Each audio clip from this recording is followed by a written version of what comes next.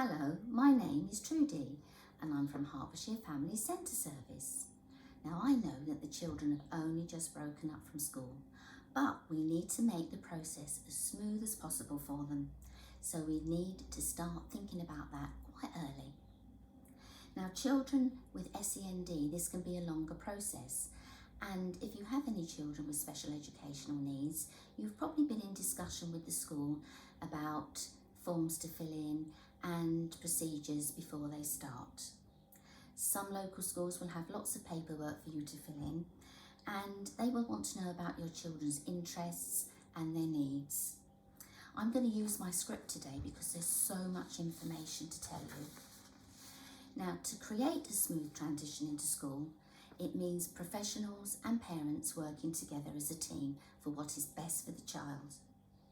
Schools will probably have a policy for settling in, and particularly when they're transitioning from maybe nursery or preschool into reception. Check with your chosen school in advance what their policies and procedures are. They will have a website that you can look on, and they may even have a booklet for you to read through before your children finish school and start school. The policies are usually online on the websites of the schools as well, so you can have a little read through them. They're usually quite clear and easy to read. Now, however, time should be made to have meetings in advance, because anything that could interrupt a happy transition, we need to get sorted out earlier. Let the children express how they're feeling about school. Talk about it as much as you can with them. Children are not always able to recognise how they're feeling. They might not be able to tell you that they're confused, or they're worried, or they're a bit sad about leaving their old class. It may be something you do when you're playing with them, sometimes at bath time, sometimes when you're having tea. They may talk about these things, and they will ask you the same questions over and over again because they want some reassurance. Now, there are some things that you can do to prepare your child for going into school, and I'm thinking about meal times here. Now, children may need to be using a knife and fork, so it's a good time to start practicing using knife and fork and cutlery with them. Pouring water from a jug is really important. 2, you can do this with water play in the bath or at the sink or in the garden if the weather is nice. Play-Doh is a great way for practicing cutting and picking tiny little balls of Play-Doh that you've rolled up and moving them around. Really good for their fine motor control. Now, some children with special educational needs may have a very limited palate. If they do, make sure that your school know about this. If they're having a packed lunch, make sure that inside the box you have a little label saying, "I only eat beige foods at the moment, but we are practicing eating different foods at home. You might see some new foods in here very soon." It's important that the lunchtime supervisors know about this as well, because schools are very, very hot on making sure that children have really a good balanced diet. So check this one out. Practice opening and shutting lunch boxes. Sounds simple, doesn't it? But it can be tricky for little fingers, which is why the Play-Doh and the cutting skills will come to hand. Getting dressed. Now then, that's always a minefield, isn't it? In the mornings, getting the children dressed. So a little bit of practicing, putting on trousers, doing up zips, practicing buttons, and pulling jumpers over heads and getting arms in is always a good thing to do. You can do it with pyjamas and all their playthings closed during the summer. Talk to them about who they can ask for help. They can ask their teacher, the teaching assistant, or even the lunchtime supervisors. They need to be able to use words to say when they need help.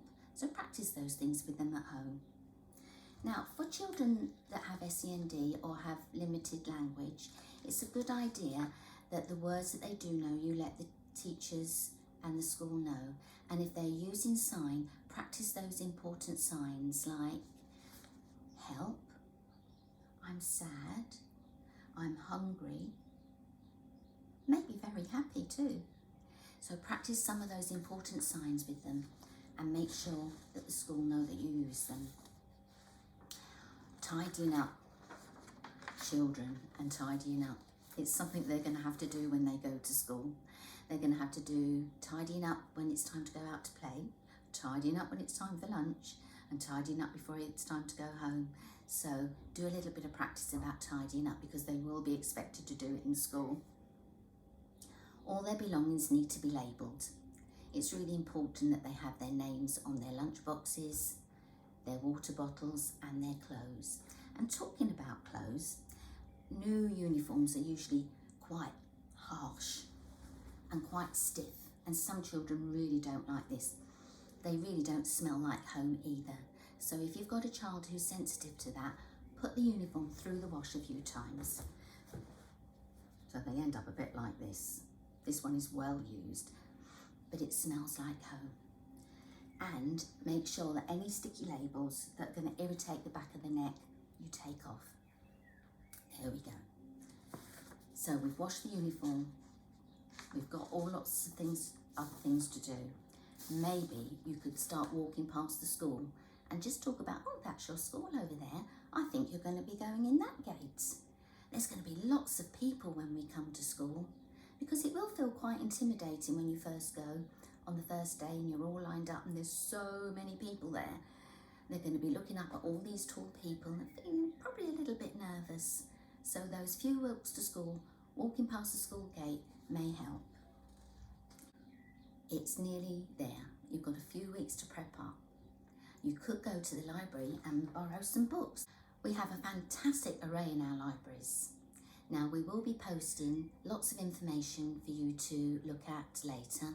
We'll have some website links, some Play-Doh recipes, and lots of other information. It's time for me to go now. Goodbye, and see you all again soon.